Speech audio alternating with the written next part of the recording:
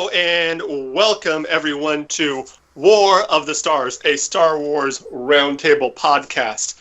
My name is John Tali, back from being under Imperial control for a little while. Thank the guys, Brian and Mario, for breaking me out. Unfortunately, in their rescue attempt, they themselves were captured by the Imperials. So we are coming to you today from deep within the Outer Rim, far beyond the watchful eyes of the Galactic Empire. Joining me today is host of Breaking the Fourth Wall and longtime contributor here at War of the Stars, Christopher Stoli. And also... We're related! Wow! We are! And just like that, it happened. Take the S out of my name and we're brothers. Yeah. Wow. And my middle name rhymes with y'all too, so what does that mean? Yeah. Yeah. And Matt's the oddball out. Also joining and today, making it official now, the third co-host, along with Brian and myself and Mario, Christina Tali Warburton. how y'all doing? And joining us today is Matt Cruz. Sup, people? Oh, So, Yes. what? He forgot to mention. Oh, yes. Sorry. That's all right. Debuts this weekend. Check it out on our channel. Make sure you hit the little subscribe button right over there. Right there. Please do. Yes. All right, sorry, go ahead. Subscribers. So, let's get started. Let's start with a little bit of sad news. Get your guys' thoughts on. It was released earlier this week that the results of Carrie Fisher's autopsy came back, and there was several narcotics found, several drugs found in her system, but there seems to be some conflicting things I'm hearing. I heard that, but then I'm also hearing that the official report is she died of sleep apnea. That's the report I've been getting. Yeah, she died of sleep apnea, that the other stuff just happened to be in her system. That wasn't a result of her death, but I mean, it is kind of sad.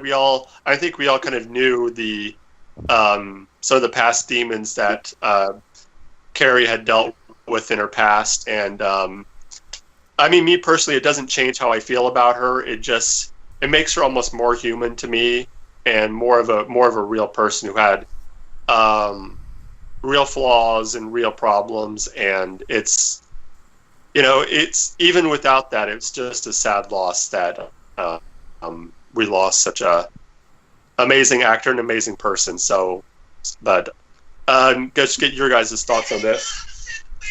All right, well, I'll start off here first. The report that I read, was that it was a couple of reports I read was that it was sleep apnea that she had passed away from, not initially reported as a heart attack. But it's understand, it sucks to know that she fell off the wagon again. She was clean for a while and sober, and unfortunately she, obviously, with going back to the Star Wars universe and all that, she did fall off the wagon. However, anybody who has any issues with the fact that drugs were found in her system and that makes them think any less of Princess Leia, of Carrie Fisher, I'm going to say straight out, you don't fucking deserve Princess Leia and Carrie Fisher. I don't care what was found in her system. She's still our princess. It's still a major loss to the Star Wars fan base in general. And if you have an issue with whatever demon she dealt with, you don't deserve her. Mm-hmm. I'm still heartbroken over it. I don't care what the cause was. I'm still heartbroken over it. I do concur. If I may be allowed to put my input? Yeah, it does not make her any less of a human being. It tugs at my heartstring to know that like you said, she's our princess. I mean, for every guy that ever fantasized about any character, it would always be her. I mean, she was everything that we guys kind of like wanted to have in a chick if we did, as far as a character goes. And as far as a person goes, yeah, she had demons. Who doesn't? I mean, She lived a long time. She had issues. That's gonna come with time. That's gonna come with what she had to deal with. So I mean, it makes her no less of a human, but more human and more relatable because she had those flaws. Yeah, in many ways, she's one of the few Disney princesses that it's somewhat cool for guys to like. Yeah. Well, the thing is like you thinking back to 1977, and we'll definitely go into Christina's thoughts here. Hopefully this kind of segues in, but playing off of what Matt said, she was the female character that all guys wanted and all little girls wanted to be. She was the first non-damsel in distress female lead actress of the time. So I mean. She made her mark, and she deserves her time at rest. It doesn't matter why. I mean, am I wrong in that, Christina? Didn't you grow up wanting to be Princess Leia? Of course. I mean, Princess Leia was that strong role model that all girls wanted to follow. I mean, and also to segue back into what we were talking about with the coroner's report, with the reports that's come out, I guarantee you many people, as soon as they started hearing, oh, there was cocaine, heroin, and whatever else was in their system, the automatic, that's what killed her. And it wasn't. It was sleep apnea. It's just, I mean, people, that's what people's mind go, oh, you were on drugs. You automatically died because of this. It's not always the case. Yeah. I mean, any way you look at it, it's a tragedy. Princess Leia, Carrie Fisher. Carrie Fisher was an amazing woman. She did a lot of good as well. People need to remember that. Yeah, she had her own demons. We all have our own demons in one way or another. And that's the one thing. No one is better than anyone else just because somebody else is handling their problems differently. And that's the thing to remember. I can't automatically point a finger because that person's requiring some sort of medication to be able to function as opposed to somebody else who's like, I don't need that. Oh, well, I must be better than you. Yeah. I mean, you can't fault people for things like that all the time. All you can do is be caring and try to help. I will correct on one thing Christina said. Everybody is equal except for the assholes that actually like the man bun Ken doll. Yo, you know something? This has nothing to do with that. Leave the man bun Ken doll out of here because I already know you got one on pre-order. Oh. Wow. Yeah, I'll set it right next to my fidget. You already have a fidget spinner, so what else is new? I said my fidget box. And my kids forced me to get the fidget spinner. It's thrown in a corner over there. Yeah, I'll have to talk about that offline sometime about the fidget spinners where I work at. We had to box them up because they were being stolen. But aren't they like story. $5 a piece? Yes, and we were losing enough of them that we had to put them in the basically the ammo case. Oh my goodness! Wow. Anyway. The next bit of news today is it was officially announced that Ron Howard, yes, that you heard that right, Opie, will be directing the Han Solo movie. You just really call him Opie? Yeah, he did. He went there. Just remember, he's a ginger, so you know what that means. And he has no soul, so if he messes it up, we can't sell his soul to anything. I know. We get what we get, you know. I think he can pull it off for one reason and one reason alone. Willow. Yes. He directed a George Lucas story, and it was great. There was stuff they had to cut out for time restraints, but that was it. Even the stuff they cut out was pretty good concept. But that alone, I will say, Willow. Yes, remember Willow. Then think about Star Wars. They work. Well, also keep in mind as well why the previous directors were fired, because they were taking their own creative liberties like a lot of directors do. And they want this to keep very close to what is written. It's not exactly to where it's written. So I don't think I think it's going to be a good choice because I think Ron Howard can do that and still put his own personal touch into it. So I'm kind of interested. Well, I think it's going to be interesting personally because just seeing some of his other movies, he seems to be his movies seem to be very personal. They always have one character that's a very human character in it, and I'm looking forward to Han Solo being that very personal story about Han.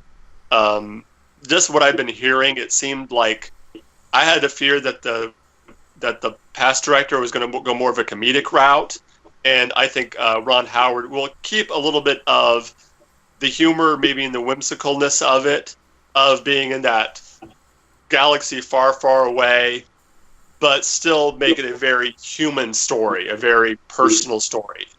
So I'm kind of looking forward to that aspect of it. Well, see, the problem is Lords and Miller were known for things like the Batman movie and the Lego movie and the Batman Lego movie, and the Lego movie and a couple other Cloudy with a Side of Meatballs or some weird crap. Yeah. They're known for like children's comedies, and you're right. They were, the report is they were conflicting with what Kasdan had written. Now, Kasdan knows Star Wars. He wrote Empire Strikes Back, arguably the greatest Star Wars story told. All right, you don't argue with the guy who created the best story in the Star Wars universe.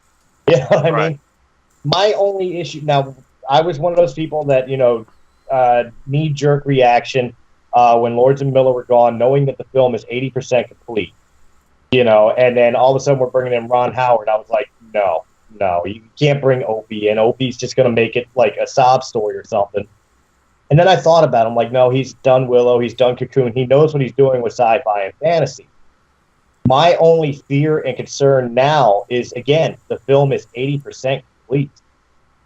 Which means we're not really going to get much of a Ron Howard film out of Han Solo. We're going to get the Lord and Miller movie with 20% of Ron just trying to piece it together and keep it together. That's what concerns me. Yeah. Actually, I will say this. Likely what they're going to do, just like they did with Rogue One, is they're going to recut certain scenes. Certain scenes that don't flow with what Kasdan has written and what he wants, I guarantee you they get reshot, just like they reshot Rogue One. Yeah. So so 80%, maybe by the time the movie's done, maybe only 40% of the movie would be the Lords and Miller movie that they were making, if that. Mm-hmm. So that's something to keep in mind as well. Yeah, that is true. They have scheduled up for reshoot, so that could be Ron's time to shine. Yeah. He's not gonna mess this up. He knows. No. He's a director that will get vested. He will get vested in it. He's definitely a professional and definitely one that, if he signs on to a deal, he has to believe in it and has to really want to put 100% into it. I don't think Ron Howard's the type of director that just comes in as like, meh. It's already done. I'll just sit in the chair and you guys do whatever. I think if Ron Howard's in it, then I think he's going to at least give. Whether or not we fans like it, I know that he's going to give 100% to it. Well, also remember too is that Ron Howard has a very strong reputation with being a director. It'd be like Steven Spielberg coming in and directing a movie. He has a reputation, and he needs to keep that reputation. He doesn't want to make a movie that's going to tarnish his reputation. We're not getting into what stuff he produced, because that doesn't count. Because we know Spielberg's done some real, horrible productions. But, yeah, as a director, he does an amazing job, and that's what he's known for. As same thing with Ron Howard. The movies that Ron Howard directed are excellent movies. Not all of them, but yeah, majority of them. Well, that's once again taste. He's done different genres, so of course you're not going to like every movie he did, but overall he has a reputation for getting out a quality, great movie and I don't think he would want to mess that up. So I really feel that that's something, because now it's going to be on his shoulders. It's his reputation, not Lords and Miller. It's his reputation. That's the thing to remember. So he's going to put out 110% because he doesn't want, especially now, such a big production as a Star Wars movie and have it tarnished. And he also has a reputation of bringing out the best in his actors, too. So I think it'll be interesting to see if we can tell just from the acting, which parts were the previous guys and which ones are Howard. Well, I think one other factor that'll play in too is Ron Howard's got a deep connection with the creator, with George Lucas. I mean, his acting debut, which brought him into directing later on, his film acting, not TV. I'm not talking about Richie Cunningham or, as we said earlier, Opie, but yes, American Graffiti.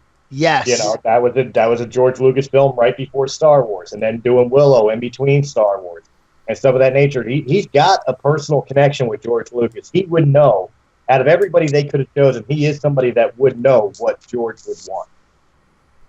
Good point. I didn't even think of American Graffiti, but good point. Yeah. So. Yep. All right, then. So let's move on to the main topic of the day, today. Today we're going to be getting our first of our character profiles. Today we're going to be talking about Ahsoka Tano. The character debuted in the 2008 movie Star Wars: The Clone Wars, and just get your guys' initial first thoughts when you first heard or first saw the Clone Wars TV movie. Or not the TV series, but the movie, and just your initial first thoughts on Ahsoka, at least initially. What the fuck is this? What the fuck is this snotty teenager doing in a Star Wars movie? I hated Ahsoka in the original Clone Wars movie. I absolutely despised her. What Padawan would be sitting there snipping off to their master like that? I mean, granted, it's Anakin Skywalker, and I know it's made for kids more than the average Star Wars fan, but at the same time, sitting there calling Master Sky Guy, no. To me, that seems like an easy way to get expelled from the Jedi Order. Like, I hated her. It literally took about 2 seasons of the TV show for me to actually start really getting into her as a character. I hear that a lot. I get that. I kind of noticed that a lot, that kind of initial kind of like, just almost too grating for a lot of people initially. Matt? All right. Well, I had to say, Ahsoka, yeah, I was the same way. I was like, is she really, are you serious? I was like, is Anakin going to have to put up with her ass? I mean, I'm sorry. I was like sitting there going, I know Anakin can be an asshole himself, and he was a bit snippy too, but even Obi-Wan kept a rein on his ass, and she just kind of lipped off a little too much for my taste. But then she started to learn humility through, being around Anakin. So you had it, like you said, about 2 seasons. It gave you about that much time to like, okay, if Anakin doesn't slap the shit out of her soon, I will. Yeah. I mean, but. Like you said, they were going for a demographic, so I can't really hold it too much against her. But I like the fact that she started to turn herself around. Yeah, so, I like the fact that she grew as a character. I think it's interesting that she was kind of brought in as a way to help flesh out the character of Anakin, and she kind of became almost a standout character in the Clone Wars TV series herself. I mean, the one thing you need to remember too is her history. I mean, she was found as a child by Plo Koon, and then brought to the Jedi Academy. So they had her. She never had the chance to learn humility while at the temple. So that was a part of the issue there. It was only through battle and her interaction with Anakin and her own experiences while exploring the galaxy where she actually managed to learn humility and realize, like, wow, maybe I'm not as like invincible as I thought I was, or maybe and that was the whole part of it. You got a kid like that who's got a gift. You see it 1,000 times. You saw it in real life. You see it in a lot of other shows. You have a kid that has a gift like that. They get cocky. They get, oh, look at me. I could do anything. And then it takes a while. It takes some sort of life lesson, just like Ahsoka had, several times to learn. Like, wow, maybe my thoughts of myself aren't correct. Maybe I need to take a step back and realize, okay, maybe I need to be not so cocky in the future. And I think that's what a lot of people need to remember too.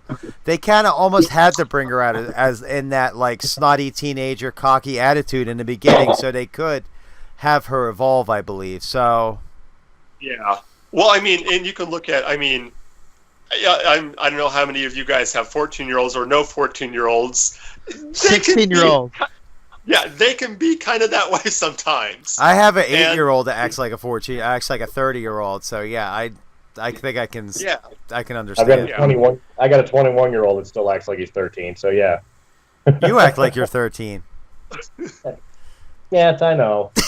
Quiet, Snips. Yeah, but that's teenage girls for you, okay? Yeah. One thing I found interesting is, and this is more from just the way not necessarily the way the character was portrayed, but I see a comparison in Ahsoka and, hear me out on this, Harley. Not in the fact of how the characters are portrayed, but in the fact in both cases you had a character that was created just for, like in the case of Harley was initially created just for the animated series. Correct. And she became this super popular character that was brought over into the mainstream. And I kind of see that same correlation with Ahsoka, where she was created just for the Clone Wars, but she became so popular that she's become kind of part of the whole Star Wars mythos now. Was Ahsoka supposed to be a one-off? Harley has become part of the Batman mythos. Well, that's why I'm asking. Was Ahsoka supposed to be a one-off character like Harley was originally supposed to be? I believe so. Yeah, I think Ahsoka was just for the Clone Wars cartoon, and that was it. Yeah. Yeah. The Clone Wars movie. Yeah, that was it. Originally, she wasn't going to be slated for the Clone Wars cartoon. She was a one-off for the movie. Exactly. Correct. And then she had some following, and people were kind of interested to see where she was going to go. So they so they just kept her, because that was, I believe that was the Battle of Christophee, wasn't it, where she was first introduced to Anakin? Christophsis, yeah. Christophsis. Yeah.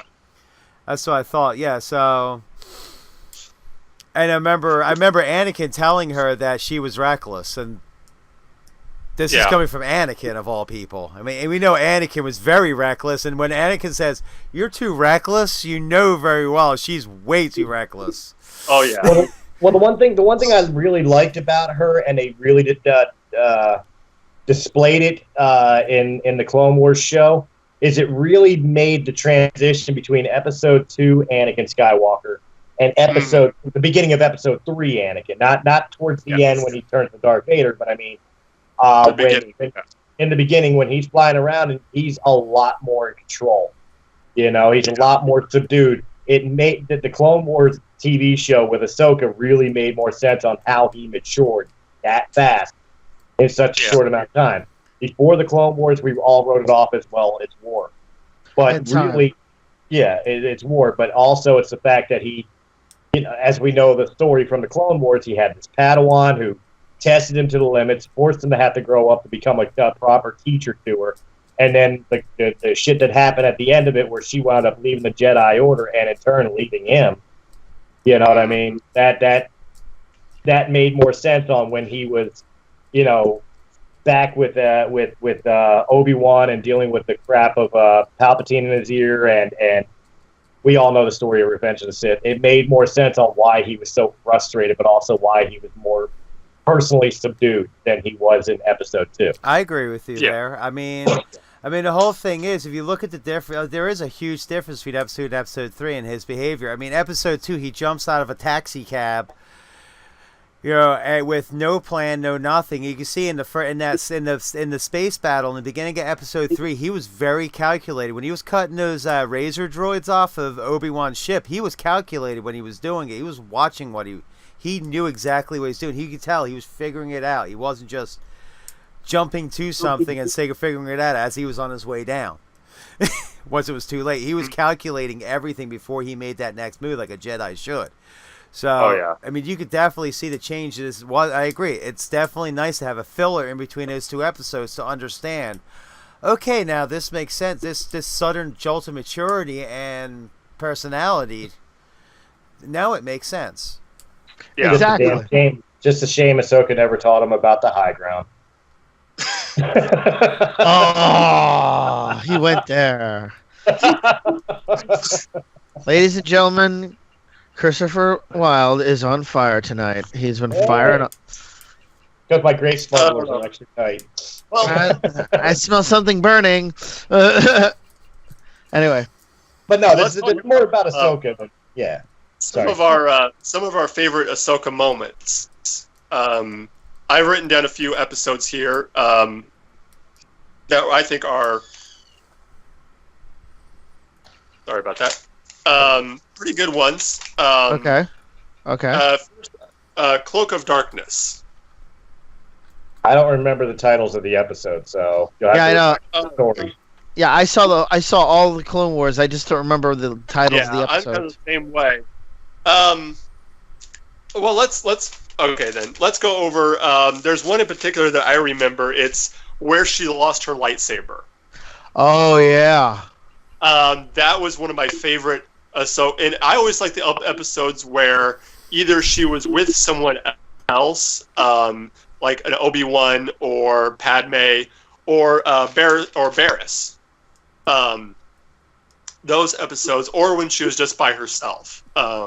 Especially the later seasons when she really started to mature as a character. And I thought this really, it showed the importance to the Jedi of the lightsaber, and it brought that one scene in episode 2 where Anakin loses his and Obi-Wan makes the comment, "This is your life." It really brought that to light of just how important the lightsaber was to the Jedi and what it meant to a Jedi for it to have that lightsaber, what it meant if you lost that lightsaber, and what these Jedi, what you would go through to get that back. And that was one of my favorite episodes of.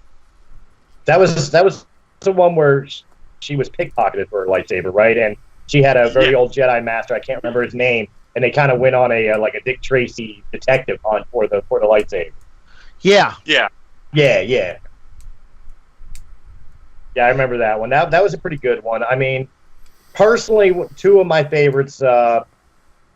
One was from Clone Wars, and one was from Rebels. Clone Wars was quite honestly the fugitive episode, for lack of a better term, where she was falsely accused of murder. Yes, I really felt that's where they really fleshed her out the best. Yes. And in turn, that leads up to arguably the greatest 2-part episode of Rebels, which was Ahsoka's face-off with Anakin, a.k.a. Vader, at the Sith Temple. Yeah. That was just an absolute beautiful display, and especially her absolutely refusal to either I'm going to save my master or I'm going to redeem my master. In other words, either I'm going to bring you back or I'm not going to let you continue to exist like this. Yeah. I'm going to save you or I'm going to avenge you. It was just a beautiful thing, especially that line as she pops out of nowhere. I am no Jedi. 'Cause she was talking about revenge, and he's like, that's not the Jedi way. She's like, I am no Jedi. It's like, okay, she got to her goal. I thought, going back to the what you called the Ahsoka being falsely accused episode, the Wrong Jedi. Right. I thought that really helped flesh out also Anakin's story to kind of further that his distrust of the Jedi, his kind of questioning of their ways, and it really brings in more into focus his fall at the end of episode 3. And I also personally love the touch they did with that fight, where there was no real when Ahsoka says, "I won't leave you," and then Vader says, "Then you will die." There was no hesitation in Vader's voice. There was, and I like that they didn't give that, because that, to me, that makes his redemption in Jedi that much more impactful. That there was at that point he was completely gone. He was Vader, and that makes his eventual humanity coming out, for me at least, that much more impactful. Well, it also made him that much scarier coming to Rogue One.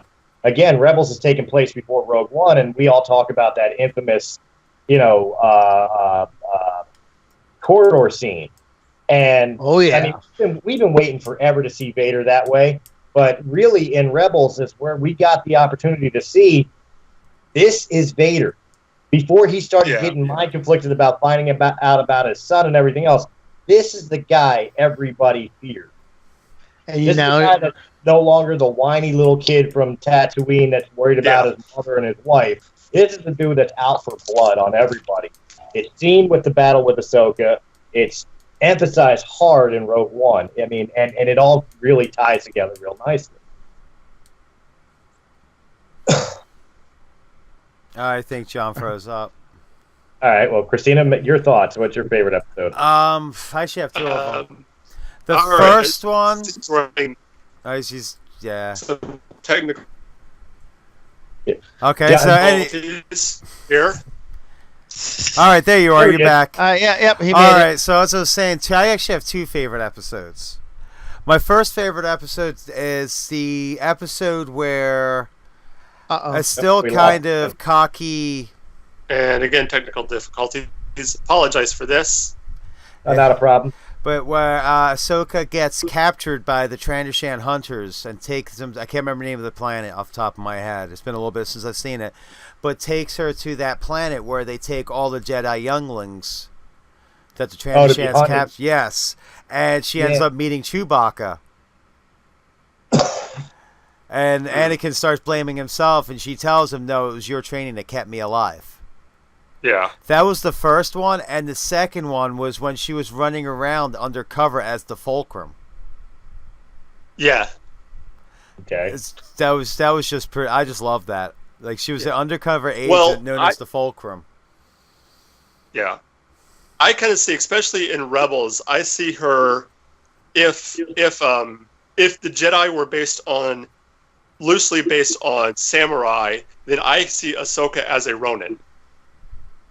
Definitely especially in Rebels, the way she's dressed, the way she carries herself, I see her as a Ronin. Which for those of you who may not know, Ronin was basically a samurai, a masterless samurai, and that's basically what Ahsoka is. She's a masterless Jedi. For all intents and purposes, that's what she is. She's still a freelance Jedi. She still upholds the beliefs of the light side of the Force. She just doesn't follow the Jedi Order's code. Yeah. Yeah, she's her own Jedi at that point. Yeah. Mm. That's why I always argue with people. Oh, she's a gray Jedi. No, she's not. She doesn't dabble in the dark side. She still follows the belief of the light. Yeah, she's just never been indoctrinated to say that she is a Jedi Knight. She stopped her training as a Padawan because it was something she believed in. She stopped her training because she got kicked out because she was accused of being a traitor and a saboteur, and then when they offered her back, she said no and left the Jedi Temple. Right. So. That trust was broken. Exactly. Yep. You couldn't trust me. So she didn't just stop her training. Yeah. She kind of, like anyone, if you got accused of like any kind of major crime like that, like say if you got accused of murdering someone and you know you didn't, and then eventually you say, okay, we know you didn't, but if you want, we can have your job back, and then you have this back, and you're like,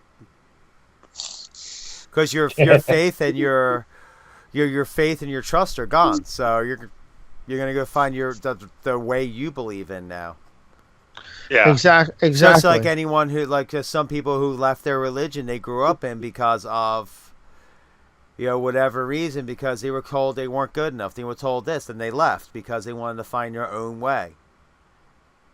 Yep, I can relate to that. So can I. Yeah, I think everybody here can, and I think that's one of the things. Hi. We got. Is that an Imperial spy we see? No, it's Imperial spy. Look out!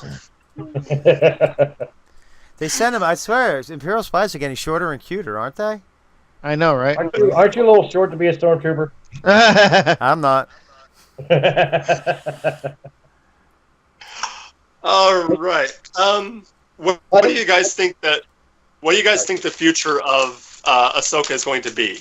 Are you guys hoping for a standalone, or maybe adding her to one of the future movies?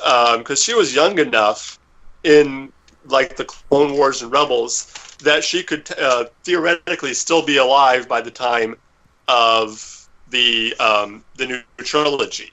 I think it would be awesome for her to show up in a new movie, in one of the last two movies, one of the trilogy movies. That would be a really nice tie-in to the Clone Wars and the Rebels world. I think a spin-off taking place in between Rebels and Episode 4. But I think it's got to have a sad ending. I think she's got to die. She would be a very ancient woman by the time the new trilogy was happening. She would be just under Anakin's age in the original trilogy. Because Anakin wasn't too much older than her. She'd be probably a little bit older than Han. Yeah, she'd be a little bit older than Han. Look at how old Han was in the new trilogy. But see, that also opens the way for her to write her in and not realize it's her right off the bat, and kind of smack you upside the head when you realize who it is, because it could be some old Taruga lady just sitting there in a bar or something, and they're talking about information, and she'll start saying things that make sense, and you're sitting there like, wait, that sounds familiar, and then you'll realize, and all of a sudden it'll pop that light bulb in your head, and you'll be like, that's Ahsoka. But you got to think. You got to think of timelines. If she appears in the new trilogy 30 years after Return to Jedi, and she started off in the Clone Wars and Rebels and everything else, where the hell was she during the the Galactic Civil War? Remember, she left the Jedi Order. She was actually, I know she did a lot of work. She did work with the Rebels a lot, but she wasn't on Yavin. So she was don't forget, there was more than one outpost of Rebels. There was more than one. That's the thing people keep forgetting. There were multiple outposts the Rebels had. There were multiple bases, multiple everything. It wasn't just one fringe. We followed one group of rebels. There were other rebels in other areas too, other members of the rebellion, so to speak. So it was very possible they were with another group. She was with another group doing other important things. Right, but you're forgetting about one thing. As shown in Rebels, she's a major player in the beginning of the Alliance, the Rebel Alliance. She's the fulcrum. Even if she's not mentioned as Ahsoka, somewhere within the original trilogy, fulcrum would have been stated and existed. But the only ones that were considered the architects of the rebellion before they created Ahsoka in Clone Wars, but I'm meaning for timeline purposes, was Princess Leia and her father, Bail, Mon Mothma, and that was it. But also remember that she didn't want that credit. She was not after that glory of having that recognition either, so they could have did it as respect to her, than not mention her. I mean, there's a lot of ways you can play it would make it work. I mean, well, if I can get my words in, the only thing I could think of is I would like to see a standalone movie only to explain what happened to her. Could they do a sad ending? Maybe. Could they keep her going a little bit? Possibly.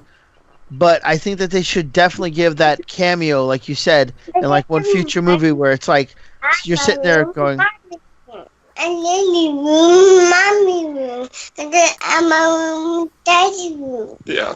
all right. Oh, okay. She had to have her say, so I let her talk. Sorry. I think for a standalone, to play off what you're saying, I think for a standalone, one of the stories I would like to see, and maybe you guys, could go off of this, I want to know how she survived Order 66. Even if she wasn't a Jedi anymore. Ooh, yeah. Yeah. Ooh, yeah. That's the story I'd love to see as a standalone, is how did she survive Order 66? Yes. Because she left the Jedi Order, so thus she was not a Jedi anymore as far as they were looking she's at. She's still a well-known Force user. She still would have been hunted down. But she was in hiding. Yeah. She wasn't. Remember, they got most of the Jedi by sneak attacks because they were fighting with the clone troopers, and the clone troopers then assassinated them while they were battling. Hi, Mike. Yeah, that's my roommate Mike behind us. That is true, and granted, it's no longer canon. It's legends, but Vader. And I want to talk Star Wars because I'm not in as big as everybody else is, but I only knew of the first 6, and then the 7th movie came out, and then the 8th movie came out, and then come to find out there's like 130 books, if not more. And I just want to go ahead and come in with everybody and square everything all up so that I know better, because I am a Star Wars fan. I'm not in depth like everybody else, but I just want to be able to clarify some things at a later point in time. That's cool. Have a good night. Yeah, let's say that's cool. Okay. Well, that's the thing, though. I mean, granted, it's no longer canon anymore, but like even after Order 66, when the Empire was firmly established, they still hunted other Jedi that escaped Order 66. They went after people that were no longer Jedi Order that were in hiding. If you remember the novel, The Rise of Darth Vader, Sith Lord, he was actively hunting Jedi. The Emperor was sending him out to hunt Jedi. At that point, they would know Ahsoka was still alive. He would have sent Vader to find her. Yeah, but at the same time, it's the same thing as Yoda was still alive. They never found Yoda. It's possible to hide out of the way and not have the Empire find you is probably what she did at that point. If she was smart, that's exactly what she did. She hid out of sight, out of mind, whereas they couldn't find her. So it was just like one of the things, either she's dead or we're never going to find her. There's a lot of planets, there's a lot of systems that she could hide in and the Empire would never find her. So you got to remember that as well. And the Jedi, true, but I just think there'd be a good story in there. Yeah, and the Jedi did teach her to survive somewhat, and she did. Yeah, I mean, she did work with the troops, all through the Clone Wars. So she had to learn some military training and some survival. So you got to give her credit where credit's due. So her surviving, she would know a thing or two, so she could possibly do very well. And plus, if she knew that they were hunting Jedi, she would stay clear of any clone troopers. It could be, actually, if anything, it could be a story into how she became as well as one of the reasons she became the Fulcrum. Mm-hmm. Oh, hell yeah, there's a story right there. Because she wasn't known, her identity was completely secret. All they knew her as was the Fulcrum. Well, that story could be tied in with the survival of 66. Is how does she reconnect with the now Imperial Senate senators Bail Organa and Mon Mothma to even get involved with the Rebel Alliance? There you go. Yeah. Well, also, I mean, keep in mind, like you were saying before, like they would have actively hunted her. Obi-Wan was still alive. Obi-Wan was his master. I mean, and Obi-Wan, you think you're going to let your master live following the Sith way? So keep that. So yeah, I mean, Jedi managed to stay alive. That's obvious. There were Force users. There were Jedi who did survive Order 66. That's blatantly obvious in the original trilogy. So it's not too outlandish to say that Ahsoka, who was disgraced and then left the Jedi Order, probably wouldn't be that high of a priority. It's like if we find her, oh well, but she's already gone. And at that point, no one knew where she was because she didn't operate under her own name. I could see Palpatine wanting Vader to end her, though, just pushing him that much farther into the dark side. It's a just in case. Yeah. But yet again, like I said, his master would be the same way, Obi-Wan, and Obi-Wan would probably be a little bit easier to find considering he was right on Tatooine. Actually, he hid in plain sight. He was perfect.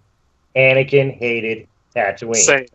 Well, I was going to make the joke at Stan, but Anakin hated Tatooine. Yeah, it's the place where his mother died. It's the place where he was enslaved. He swore he would never step foot on that planet again. That's why it was the perfect place for him to hide. Exactly. Yeah. Because Vader would never again go back to Tatooine. And he knows Obi-Wan will just evade him forever if he can. Mm-hmm. And Obi-Wan, actually, I would love to see her. Actually, if she does die, I'd like to see her as a Force ghost. See, that's where I could see her. That's where I could see her appearing in the new saga. Is either as a Force ghost, or maybe some of the literature that Luke had found on Ahch-To. Yeah. I would rather her as a reference in a physical manifestation in the new trilogy. I think her time is in the past. That's my thought. Okay.